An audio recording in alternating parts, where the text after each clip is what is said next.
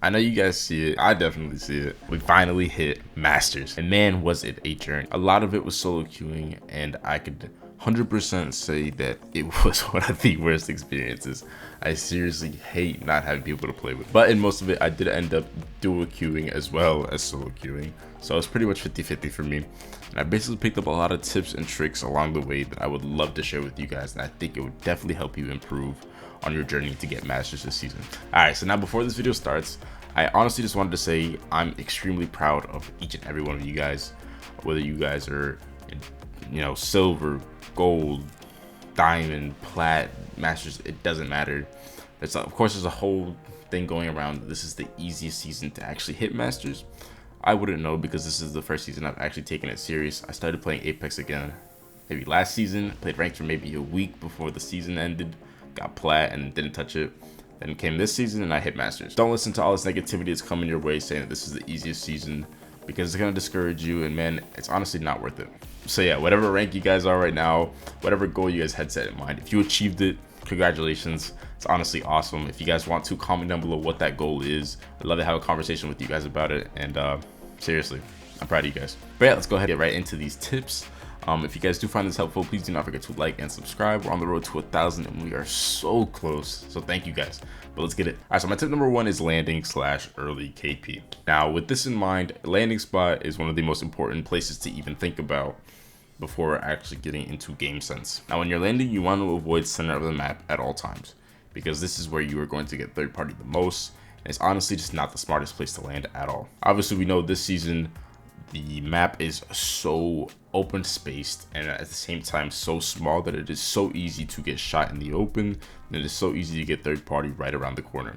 So you want to avoid these middle spots of the maps as much as possible, and also keep your ears open for other third parties. The best method that I found to rank up consistently is getting your early KP and playing placement. One of the reasons people are saying this is the easiest season to actually hit Masters or a higher rank is because placement literally gets you so much RP. I did some research, in previous seasons you would have to get a lot of KP in order to actually get a reasonable amount of RP. This season it's not like that. This season you can get a good maybe 5 or 6 KP, and then you can pretty much play placement and you pretty much get a lot of RP. So if you're scared of fighting late game, fight early, get your KP, and make sure to scan those beacons and make sure to sit in zone, but never the center of the map, never. Number 2, this tip is isolation. So not only can this be used to get Masters, this can be used in any rank if you are struggling at all. Isolation has to be the number 1 reason why you or your team is dying.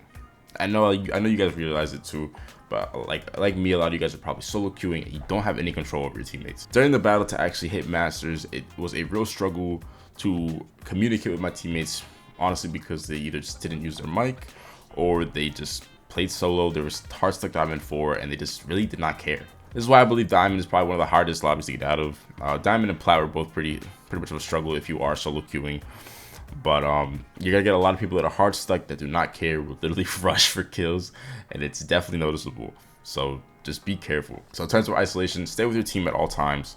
Either they're doing something dumb, most of the time they're gonna end up dying, but sometimes you'll get lucky and they'll actually know how to fight and they just need their team right next to them. So keep the distance between your teammates at a minimum, and this will maximize your success during gunfights, because a lot of times another team's player is isolated and it's a 3v1 at that point. So it's going to be an easy knock and it's going to set the tone for the rest of the fight. Number 3, legend choices. Now this could go either way, man. I'm going to say this right now. If you are playing a legend solely because it's meta, kind of like Gibby, but you're not comfortable playing him, don't play him. It's going to do more harm than good. You need to be playing legends that you are comfortable with, legends that bring out the best of you, because honestly, you're not going to get anywhere.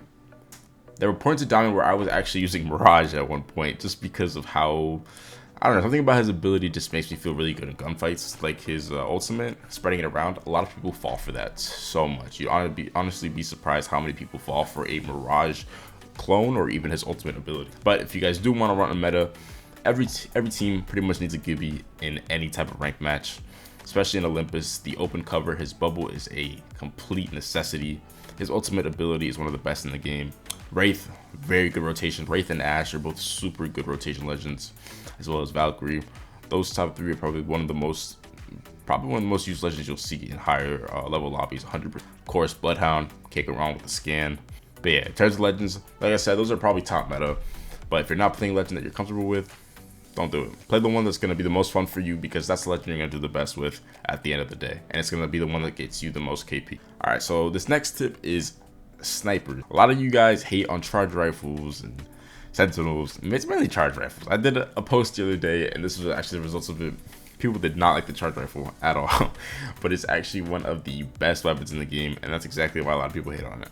Now, I'm not saying to use a charge rifle, but I'm saying long range weapons in Olympus are absolutely meta right now. Whether you are using a charge rifle or whether you're using something like a sentinel, whatever your preference is. Obviously, if you are a newer player, the charge rifle is going to be one of the easiest guns in the game for you to use.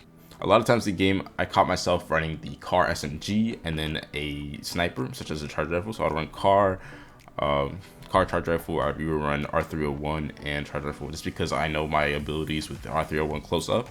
But the only reason I'm recommending snipers is solely because of the third parties. Not only are you able to take a lot of damage from the distance, but you'll definitely end up getting KP in case another squad rolls in and then finishes the players that you have damage on.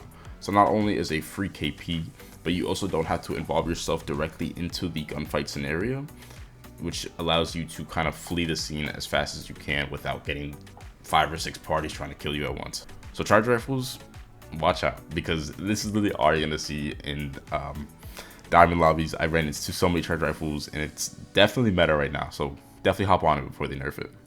Now my last couple tips here are confidence and your mindset. So confidence being, whenever you go into a fight, never assume that you're gonna lose it.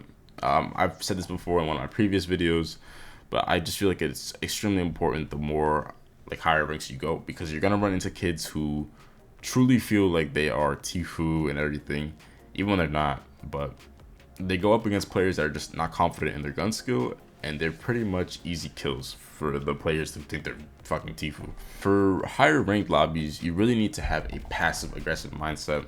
You really need to humble yourself in fights sometimes. By this I mean you need to know when to fall back, when to disengage, when to run away. And a good example of this is say you get a knock in a gunfight, right? But then you have 3 or 4 other parties coming in, but you want to be greedy, you want to go for the knock. Then you're stuck in this position where you're stuck inside of a building or, you know, surrounding teams. You're stuck and you lose. Or you could have just let that man be knocked, let him get rezzed, but you're all the way back on the other side of the map and everybody else is fighting. Or you stay back while they fight and then you clean up that party that killed the party that you killed. That sounded really confusing. But basically what I'm saying is humble yourself, know how to disengage. But yeah guys, that is the end of the video. Remember, if you guys did like this, please don't forget to like, subscribe, and comment. Let me know what other type of video ideas you guys want to see down below. I'm gonna start to do a lot more tips video now that I am done grinding for masters. And yeah, thank you guys so much. See you soon.